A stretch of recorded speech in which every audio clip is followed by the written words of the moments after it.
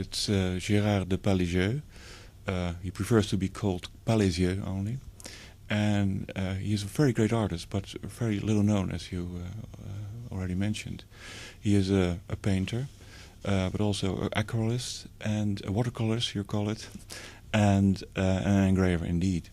He was born in 1990 in Vevey in Switzerland, and he got his education at the academy at Lausanne. Just before the war, after leaving the academy, he made a trip by bicycle through Holland, just looking for the country of Van Gogh. He spent most of his time in Drenthe, which is the most ugly part of Holland, and he was a little bit disappointed, I guess. And he never came back again, but he will be back again in December here in Amsterdam. And then he moved to Italy, where he studied the art of the great Renaissance painters, and also where he came into contact with Morandi, who inspired him in his early career very much. Then, during the war, he couldn't get back to Italy, so he settled in the neighborhood of Sierre, which is in the Alps, and he never left there. So, and this region where he lived is very important for his work, because he's very much a landscape painter and a landscapeist, you could call it. Also, he makes many prints out of this landscape, which is an enduring source of inspiration for him. I noticed also that when I look at some of the engravings, they have a sense of loneliness, or there aren't a lot of people in them, let me put it that way. Is this part of the way he sees things, or his vision? I guess so, yes. He's very much like his print, actually. He's a very silent, modest man. I consider him as one of the great innovators of graphic art, actually. But he has always been very reluctant to look for publicity. So there's a group of admirers around him, mostly art historians, who collect his work. But he has not had many exhibitions. Actually, he had only one exhibition in the museum in Vevey, where he was born. And they have a wonderful collection of his work, but it was donated by him, so that explains also why they paid attention to his work. But he is very reluctant in looking for publicity. But we were very happy that at the end of his life, of course, he's 82 years old, although very active and very imaginative. Again, he renews himself every moment. He's very happy to have an exhibition in the Rembrandt House. He looks forward very much, and he's a very ill health. But he said, I even, if necessary, I come by ambulance, because it's so important for him. And all his Swiss friends will come also to the inauguration of the show. One thing that did strike me is that one of his, the prints that I saw, looked very much like the Rembrandt shell. Did he see it and become inspired by it, or was Rembrandt also, I mean, Rembrandt being probably one of the greatest etchers of all time, an inspiration for him? Yes, I think so. Well, that was the first contact I had with him. I saw this print in a art gallery in Germany, and I immediately bought it because we collect things which are related to the art of Rembrandt. And in fact, this print, and it's also explains his modesty, is called an attempt to an homage, a tribute to Rembrandt, which very well succeeded in emulating this wonderful etching by Rembrandt.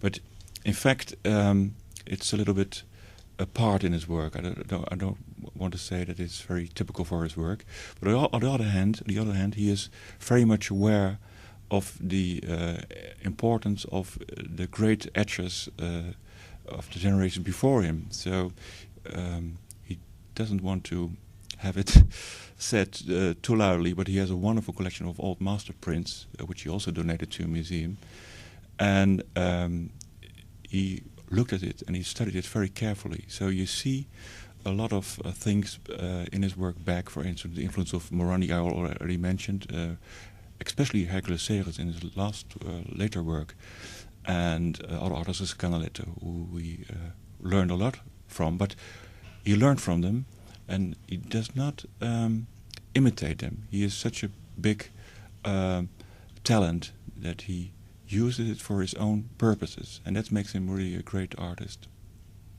I did notice, you're absolutely right. I noticed that immediately they look like Segers, or some of them. So in that sense, he had something very much in common with Rembrandt, who also was very fond of Segers' etchings. Now, what will be in your exhibition here? Well, he made, believe it or not, almost 1,000 prints, starting in 1942, I believe. And we have a selection about, I believe, 80 prints made from this enormous oeuvre. But it gives a good overview of what he has made during the years. But we lay more importance on his later work. He starts more or less in the tradition of Morandi with pure etching. But at the end of the 70s, he started to make watercolors, and this has influenced his work as an etcher, because he looks for tone and tonality, for color in his prints. So he started to use other techniques, aquatint, Vernis, also in combination with the two, also in combination. Then he uses colored paper, sheen appliqué, and colored ink as well. So he's very much engaged in looking for the borders between the graphic art and the art of painting, actually, which relates him very much to Rembrandt.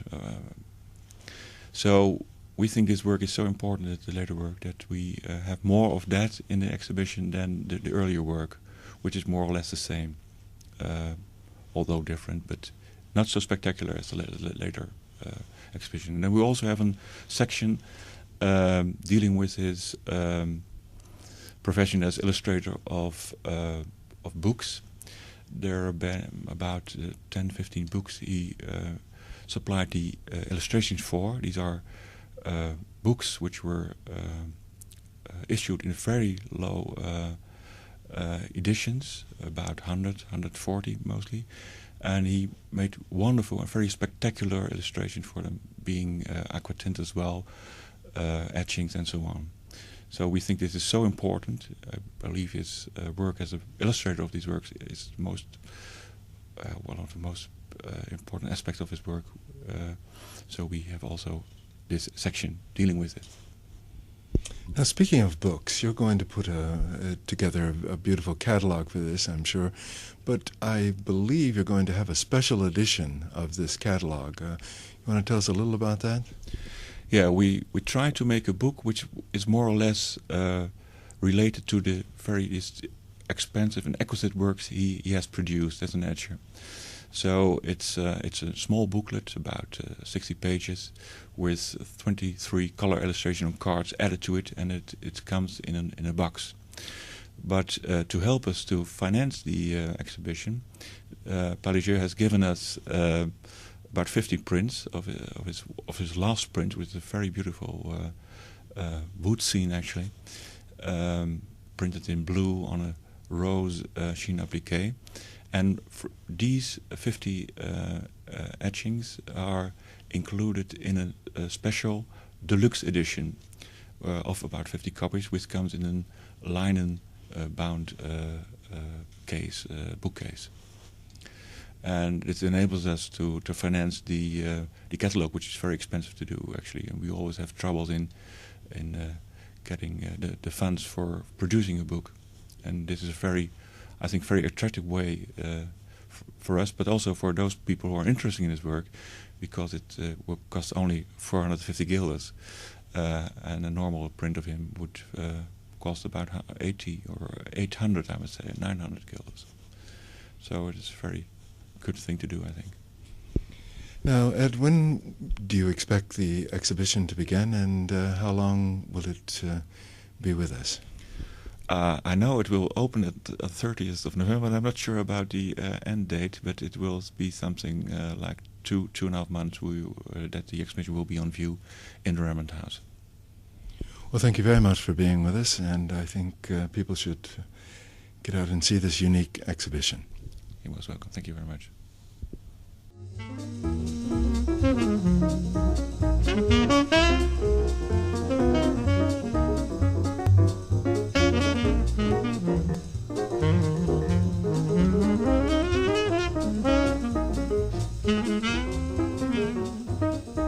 Thank you.